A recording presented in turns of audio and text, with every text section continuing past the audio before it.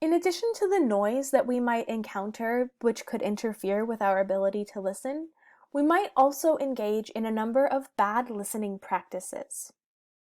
The first of these is interrupting. Interrupting is one of the most frequent glitches that we face in turn-taking in a conversation. But not all interruptions are considered bad listening. Sometimes it's just a mistake. It could be unintentional if we accidentally misread the cues that somebody is sending us, and we simply think that it's our turn to speak. But unintentional interruptions can still be considered bad listening if they result from mindless communication. So if we are simply not paying attention to what a speaker is saying and we just butt in, then that could be considered a bad listening practice. And interrupting could also potentially be intentional and used as an attempt to dominate a conversation as well. We might also engage in distorted listening. Sometimes we get the information wrong. We take in information and we process it incorrectly. We might tell a story incorrectly, or we might rationalize the information that is coming into us. This rationalization happens when we adapt, edit, and skew incoming information to fit in our existing schema. For example, we might reattribute the cause of something to better suit our own beliefs. So if we were to get a D on a paper, rather than thinking I didn't follow the guidelines, we might think that the professor is simply an unfair grader. In this case, we are listening to the message of the D on the paper and distorting that information to fit our belief that we are a good student and that we thought we followed the guidelines. So we distort that message to just say, well, the teacher is just being unfair. Another bad listening practice that we might engage in is eavesdropping. Eavesdropping involves a calculated and planned attempt to secretly listen to a conversation. There's an important distinction to be drawn between eavesdropping and simply overhearing a conversation, and that is the intention, right? In order for it to be eavesdropping, it's a calculated and planned attempt to overhear someone talking. And there are multiple different reasons why we might try to eavesdrop. We might think that another person is talking about us behind our backs. We might think that someone is engaged in illegal or unethical behavior. We might also eavesdrop simply to feed the gossip mill or just simply out of curiosity. Another type of bad listening habit or bad listening practice is aggressive listening.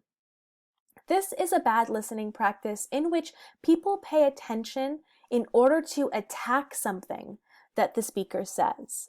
So the listener is trying to ambush the speaker to critique their ideas, their personality, or other characteristics. So generally speaking, the better that two people know each other, the better they will be at aggressive listening. Let's take an example of two roommates, Deb and Summer. Deb says, I've been thinking about making a salsa garden next to the side porch. I think it would be really good to be able to go and pick our own tomatoes and peppers and cilantro to make homemade salsa. Summer says, Really? When are you thinking about doing it? Deb responds, Next weekend. Would you like to help? And Summer responds, I won't hold my breath. Every time you come up with some idea of the week, you get so excited about it.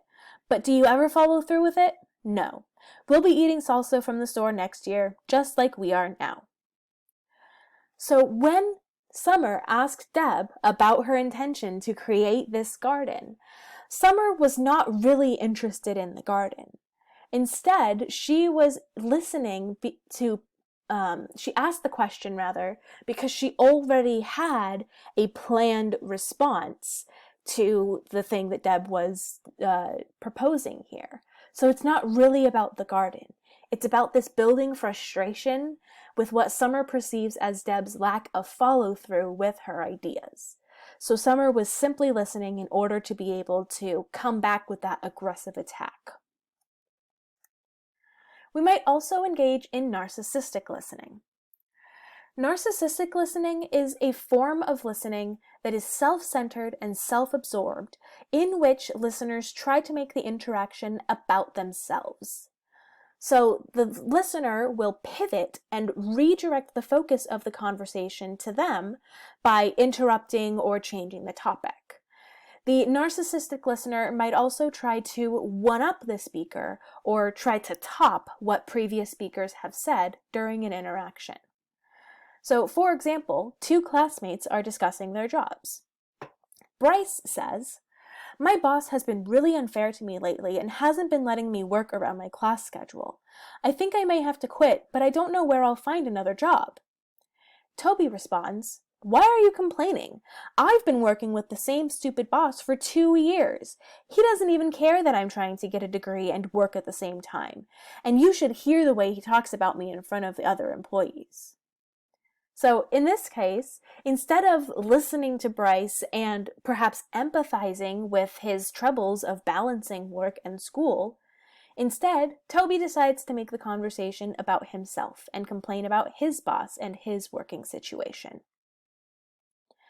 The final type of bad listening practice that we might engage in is pseudo-listening. Pseudo-listening is when we are behaving as if we're paying attention to the speaker, when actually we're not. So we are not actually engaging in the stages of the listening processes, and we will likely not be able to recall the speaker's message or offer any kind of responses. And this type of listening happens rather frequently in the college classroom. Now, I'm not saying that you're a pseudo-listener. You might be, but I'm not saying that you are. But I'm just saying that this type of listening tends to happen fairly frequently during lectures.